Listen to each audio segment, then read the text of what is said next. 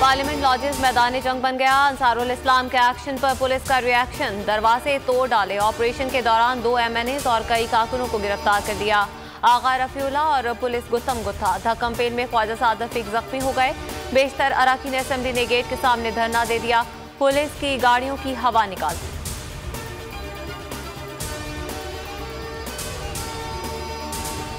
केसियानी बिल्ली खंबा नोचे। ऑपोजिशन राह फरार के लिए बहाने बना रही है। इनके पास 172 लोग पूरे नहीं और ये जत्थे लेकर आ रहे हैं। वजीर दाखिला शेख रशीद की तनकीद, कहा मौलाना जमालुद्दीन और सलाहुद्दीन अयूबी अपनी मर्जी से थाने में बैठे हैं। प्राइवेट मलाइशिया के 19 लोग गिरफ्तार किए। कानून हाथ में लेने वालों को जेल में डालेंगे।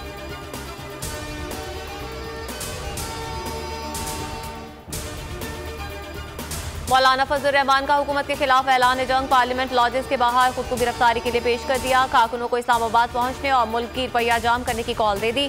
बोले इमरान खान को गले से पकड़कर घसीटने का वक्त हुआ चाहता है। हुकूमत पुलिस के जरिए अरकान असेंबली को अगवा कराना चाहती है। मौलाना की हिदायत पर जमीयत उलमा इस्लाम के कारकुनान सड़कों पर निकल आए। शहर शहर एहतजाज। कराची, लाहौर, इस्लामाबाद और दीगर शहरों में मुख्तलिफ शाहराहें टायर जलाकर बंद कर दी। कारकुनान की हुकूमत मुखालिफ नारेबाजी। गाड़ियों की लंबी कतारें लग गई।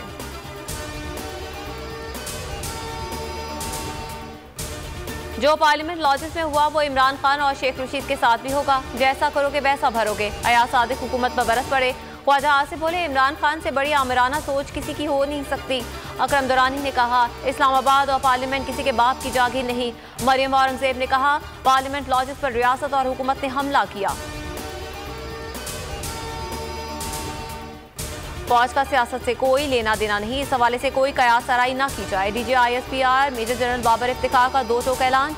कहा फौज पर मुदाखलत का इल्जाम लगाने वाले सबूत लेकर आए। माजी में भी इल्जामात का कोई सबूत न ला सके।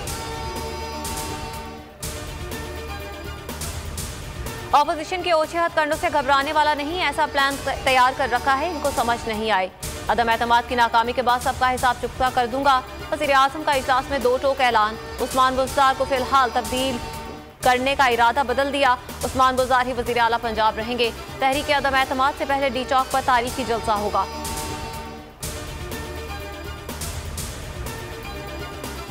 तहरीक अदम एतमाद का कामयाब बनाने के जतन। इस्लामाबाद में मुलाकातों का सीजन। मौलाना फजल रहमान की MKM और अख्तर मेंगल से मुलाकातें।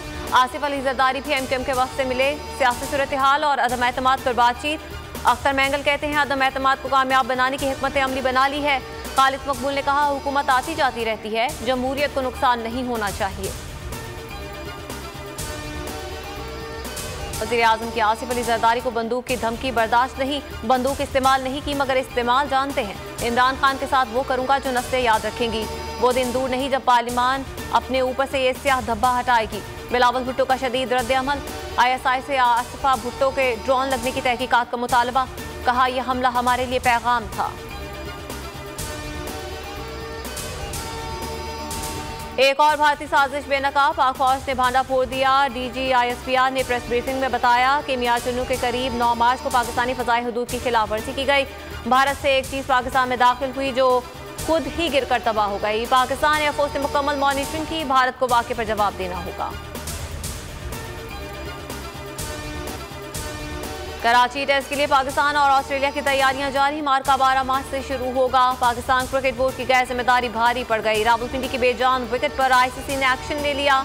पिंडी विकेट को गैर मयारी करार देकर एक डीमेरिट पॉइंट दे दिया गया। सब्सक्राइब करें और बेल दबाएं ताकि कोई खबर रह न जाए।